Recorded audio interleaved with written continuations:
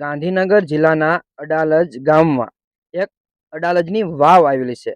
તેનો ઇતિહાસ તો ઘણો બધો છે, પણ આપણે ટૂંકમાં કહીએ તો અડાલજની વાવ અથવા રૂડાબાઈની વાવ તરીકે ઓળખવામાં આવે છે. હવે અડાલજની વાવમાં હિન્દુ મુસ્લિમ કલાનો ઉત્કૃષ્ટ નમૂનો છે કે જેની જેની કોતરકામ કરેલું હોય ને એ હિન્દુ મુસ્લિમ બંનેમાં જોવા મળે છે. અડાલજ ગામ છે ને તેનું નામ પેલા શું હતું? ગઢ પાટણ હતું, અને હાલ અત્યારે એનું નામ છે અડાલજ ગામ છે. રાજા વીરસિંહ વાઘેલા રાવ વંશનો રાજા હતો. એની પત્નીનું નામ રૂડાબાઈ હતું. હવે વીરસિંહ રાજા તેની પત્નીના સન્માનમાં એક વાવ ગારવાનું ચાલુ કરે છે. મજૂરોને બોલાવીને એ વાવ ખોદવાનું શરૂઆત કરે છે.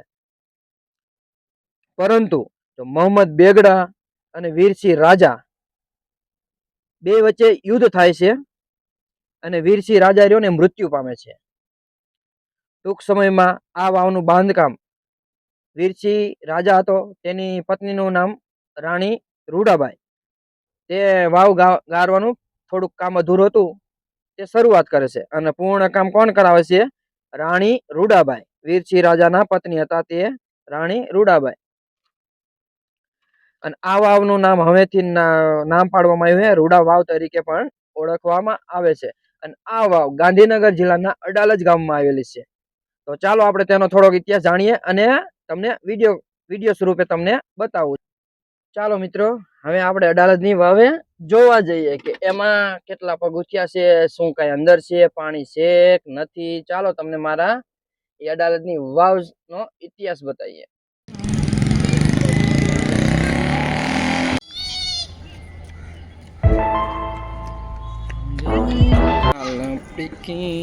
આપણે હજુ નીચે જવાનું છે, ઠેઠ નીચે જો અહીંયા પાણી ભર્યું છે અંદર. આટલી લાંબી છે હમણાં ભાવ. ધીમે ધીમે જો હું નકશી કામ કહેતો હતો ને, હિન્દુ મુસ્લિમ વાળી, એ આ રહી હિન્દુ મુસ્લિમ વાળી નકશી કહેવાય ને, કે જે હિન્દુ મુસ્લિમ સ્થાપત્યમાં જોવા મળે છે. ઝીણી ઝીણી સામેની દિવાલે દેખાય જો હિન્દુ મુસ્લિમની જે આ નકશી કામ કોતરી કામ રહ્યું ને, કોતર કામ, આ બધું હિન્દુ મુસ્લિમ સ્થાપત્યમાં જોવા મળે છે. એક અંબાજીમાનું મંદિર છે બાજુ. બહુ મસ્ત લોકેશન. ગાંધીનગર જિલ્લાના અડાલજ ગામમાં અડાલજની વાવ આવેલી છે. ચાલો મિત્રો કન્ટિન્યુ. મોહમ્મદ બેગડા અને વીરસિંહ વચ્ચે યુદ્ધ થાય છે, અને એમાં વીરસિંહ રાજા મૃત્યુ પામે છે. પછી જે અધૂરું કામ હતું એ રાણી રૂડાબાઈએ કામ આ વાવનું પૂરું કરાવ્યું. અડાલજની વાવ, પાણી આવી ગયું, પાણી ઉપરનો દ્રશ્ય જ્યાં ઉપર દેખાય ને ઝીણી ઝીણી નકશી કામ કોતરી કામ બહુ જોવા લાગે. ચાલો મિત્રો, જો આ વાવનો શેડો આવી ગયો. આપણે ઠેઠ પાણી થયું ને ત્યાં પહોંચવા આવી ગયા છીએ. જો આ પાણી આવી ગયું, જે લાસ્ટ છે ચોથા પાંચમા માળેથી દેખાય તો ઠેઠ આપણે પહેલા માળે આવી ગયા છીએ. એવું કહેવામાં કહે છે કે આ વાવના 5 માળ હતા. જો આ 5મા માળનો દ્રશ્ય 2 3 4 5 માળ છે. 5 માળની વાવ છે. રાજા સહિતમાં આ વાવ બંધાવતા હતા, કે કારણ કે ગરીબ લોકોને પાણીની પીવા લાયક ના હોય ત્યારે આ વાવમાંથી પાણી પીતા હતા. આ વાવનું નામ અડાલજની વાવ અથવા રૂડાબાઈની વાવ તરીકે ઓળખવામાં આવે છે. મોહમ્મદ બેગડા અને વીરસિંહ વચ્ચે આક્રમણ યુદ્ધ થાય છે, ત્યારે વીરસિંહ મૃત્યુ પામે છે, અને આ વાવનું બાંધકામ પૂર્ણ વીરસિંહની પત્ની રાણી રૂડાબાઈએ કરાવ્યું હતું. આ ફરવાલાયક વાવ છે, જે ઘણો બધો આનો ઇતિહાસ છે. ક્યારેક જો તમને સ્કૂલ તરફથી પ્રવાસમાં આવે તો જરૂર ને જરૂર આવજો, કારણ કે આમાં ઝીણી ઝીણી કોતરણી એ રાજા સહિતમાં કેવી રીતે કોતરાવતા હતા, કેટલો સમય લાગતો હતો. આ વાવ ગરાવવામાં તો વર્ષો વયા જાય છે.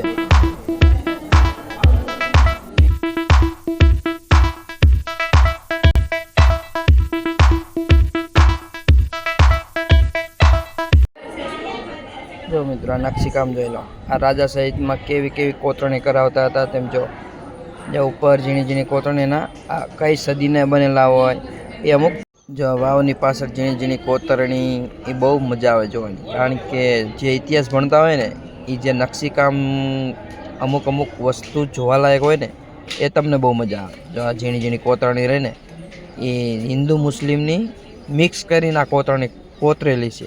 જ્યારે રાજા સાહિત્યમાં આ કોતરણીનો બહુ ઉપયોગ થતો હતો. બધાય બહુ કોતરણીથી બહુ પ્રખ્યાત હતા. અમુક રાજા કોતરણી દ્વારા ઘણા બધા પ્રખ્યાત હતા. કારણ કે કોતરણી કામ પહેલાંના રાજા કરાવતા હતા ને બહુ રાજા કઈ સદીના બનેલા હતા તેવા જાણીતા હતા. જોઈ લો મિત્રો, આપણે જેટલું ઝૂમ કર્યું ને એટલી આ વાવમાં દેખાય. ઠેઠ નીચેના ભાગમાં દેખાય ને ત્યાં પાણી ભર્યું હોય. આપણે ઉપરથી સીન લેવી છે એ ત્યાં જાણવું જરૂરી છે. ક્યારેક આ વાવની મુલાકાત જરૂર આવજો, કારણ કે જોવાલાયક બહુ છે. બાજુમાં ગાર્ડન વતન છે એટલે ફરવાલાયક વતન છે. અને ગાંધીનગર જિલ્લાના અડાલજ ગામમાં આ વાવ આવેલી છે.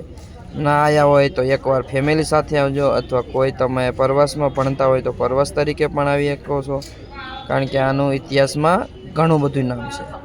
હા, કોઈ વિદ્યાર્થી તૈયારી કરતો હોય તો આ વિડીયો એ વિદ્યાર્થી લગન પહોંચાડી દેજો, કારણ કે આ વિડીયો જોશે ને તો એને આ વાવ તરીકેનો ઇતિહાસ બધો યાદ રહી જાય છે.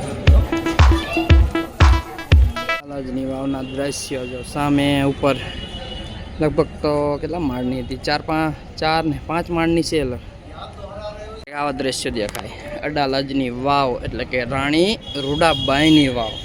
ચાલો ઉપરથી બતાવું તમને, ઉપરથી કેવા દ્રશ્યો. જ્યાં કેટલા 4-5 માળ છે. અંદર થોડુંક ધીમે દેખાય છે ને, થોડું દેખાય ઉપરથી બહુ નહીં દેખાતું. જે નીચેના દ્રશ્યો રહ્યા ને બહુ સરસ છે. વાવના પણ પ્રકાર હોય છે. નંદા, ભદ્રા, જૈયા, વિજયા એમ 4 પ્રકારની વાવ જોવા મળે છે. જો ઉપરથી કંઈક આવા દ્રશ્યો બતાવે છે. જો ધીમે પાછળ એક અંબાજીમાનું મંદિર છે અને બાજુમાં ગાર્ડન છે, વૃક્ષો છે અને આપણે વાવની ઉપર ઊભા છીએ. જો ઉપરથી કંઈક માંડીને છેડો છે તે મેં નીચે પગથિયા ઉતરો ને ઠેઠ આની અંદર આવો. એની અંદર જો સીડી, હા શું કહેવાય, અહીં સીડી હોતો નાનો દેખાતો નથી પણ થોડુંક સીડી જેવું છે અંદર. અહીંથી નહીં ઉતરાય એવું પણ બંધ છે અત્યારે.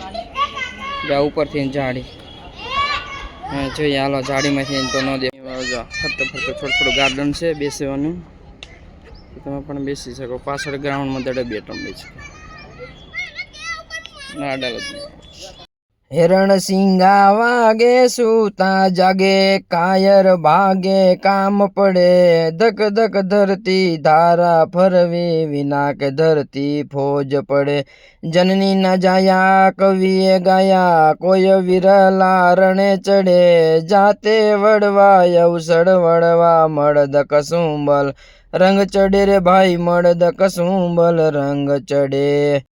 ચાલો મિત્રો, હવે આપણે અહીંથી ને આપણો વ્લોગ પૂરો કરીએ છીએ. તો અમારી ચેનલને લાઈક કરો, શેર કરો, સબસ્ક્રાઈબ કરો અને પણ જોજો લાઈક કરવાનું ભૂલાય નહીં. જય માતાજી, જય શ્રી કૃષ્ણ.